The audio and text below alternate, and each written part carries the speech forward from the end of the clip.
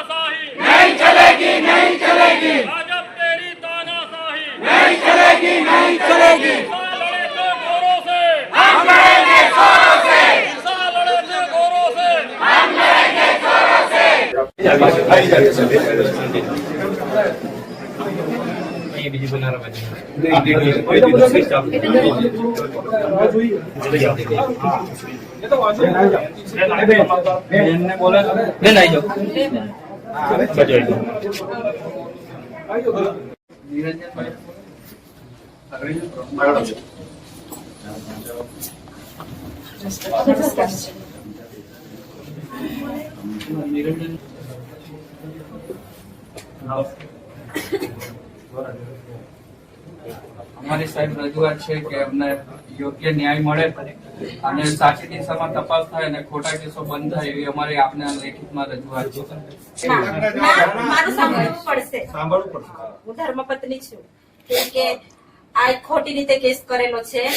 સામેવાળા પક્ષને નથી કોઈ કશું કરતો અને આ ધારાસભ્ય છે, લોકપ્રતિનિધિ છે, એટલે એમનો અવાજ દબાવવા માટે આ પોલીસે પણ એમને સાથ આપ્યો છે ખોટા કેસમાં અને ધારાસભ્ય લોકો માટે લડે છે એટલે અવાજ દબાવવા માટે એક ષડયંત્ર છે. એટલે અમને વહેલી તકે ન્યાય જોઈશે. સામે સાહેબની ફરિયાદ છે પણ જે સાહેબ અલગ અલગ બોલશો તો હું નહીં સાંભળી.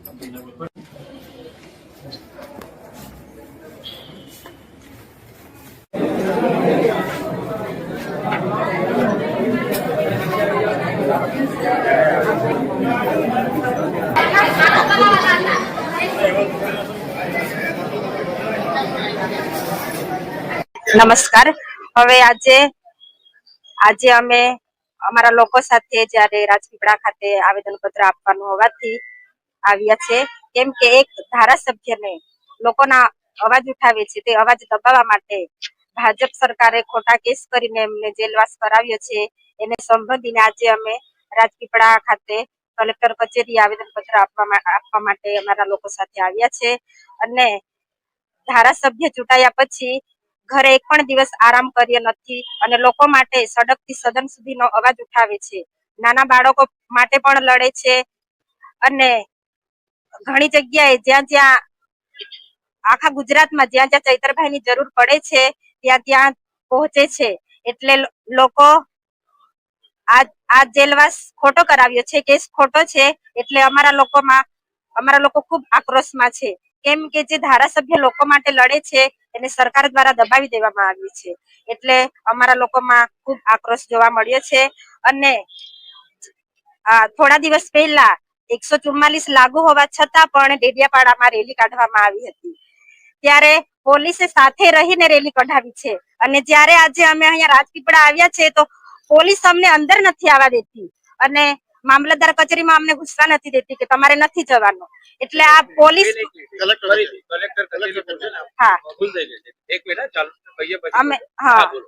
કલેક્ટર કચેરી આવ્યા તો અમને ગેટ બંધ કરી દેવામાં આવ્યો છે. અમને કીધું કે નથી જવાનું અંદર. એટલે પોલીસ પણ એક તરફી કામ કરે છે. એટલે પોલીસને પણ અમે કહીએ છીએ કે તમે સાચા માણસ સાથે ઉભા રહો, કેમ કે તમે અને ઘણી જગ્યાએ પણ અમને રોકે છે પોલીસ. એટલે પોલીસને પણ અમે કહીએ છીએ કે પોલીસ ભાજપની છે એટલે પોલીસ ભાજપનું જ કામ કરે છે. એટલે અને ચૈતરભાઈ સાચા છે, કેમ કે સંજયભાઈ સમાધાન પર આવ્યા છે પણ ચૈતરભાઈ જેલ વેઠી છે અને સમાધાન નથી કરવાના, કેમ કે જેલ વેઠી છે. અને આ કેસમાં સંજયભાઈ પોતે આરોપી છે અને ચૈતરભાઈ સાચા છે, છતાં પણ એમને ગુનેગાર છે એવું જણાવવા માટે માફી મંગાવડાવે છે. પણ અમે સખતમાં સખત વિરોધ કરીએ છીએ. અમે સમાધાન કરવાના નથી અને અમને ન્યાય પર ભરોસો છે કે અમારો કેસ હવે હાઈકોર્ટમાં ગયો છે એટલે અમને ન્યાય મળશે. વસાવા સમાજના જે પ્રમુખ છે ઘરાસિયા સાહેબ, સંજય વસાવાએ ચૈત્ર વસાવા માફી માંગે તો અમે સમાધાન કરવા તૈયાર છે. ચૈત્ર વસાવા સાહેબનું શું સ્ટેન્ડ હતું? હવે કેમ કે એ લોકો પાસે કઈ પુરાવા જ નથી કે ધારાસભ્ય આવું બિહેવિયર કર્યું છે, તો એ લોકો સીસીટીવી ફૂટેજ પણ જાહેર કરે. અને કેમ કે આ લોકોને ખબર છે કે એ લોકો પોતે ખોટા છે એટલે ધારાસભ્યને નીચે પાડવા માટે એ લોકો માફી માંગવાનું એક કાવતરું રચ્યું છે. ચૈત્ર વસાવા માફી માંગશે કે કેમ? ના, ચૈતરભાઈ માફી ક્યારેય નહીં માંગે, કેમ કે ચૈતરભાઈ સાચા છે. લોકો પણ જોઈ છે, અમારી જનતા જોઈ છે કે અમારા ધારાસભ્ય સાચી લડત લડે છે. બેન, કલેક્ટર સાહેબને આપ મળ્યા, શું કીધું કલેક્ટર સાહેબે? શું આશ્વાસન આપ્યું છે, શું કહ્યું છે, તમે શું રજૂઆત કરી? કલેક્ટર સાહેબને અમે મળ્યા, અમે આવેદન પત્ર આપ્યું, અમારી ઘણી રજૂઆતો સાંભળી, ઘણી રજૂઆતો નથી સાંભળી. એટલે અમે કલેક્ટર સાહેબને પણ કહીએ છીએ કે જલ્દીથી અમને ન્યાય મળવો જોઈએ. આવતા દિવસોમાં પછી અમારા લોકો જેલ ભરો આંદોલન કરવા પણ તૈયાર છે.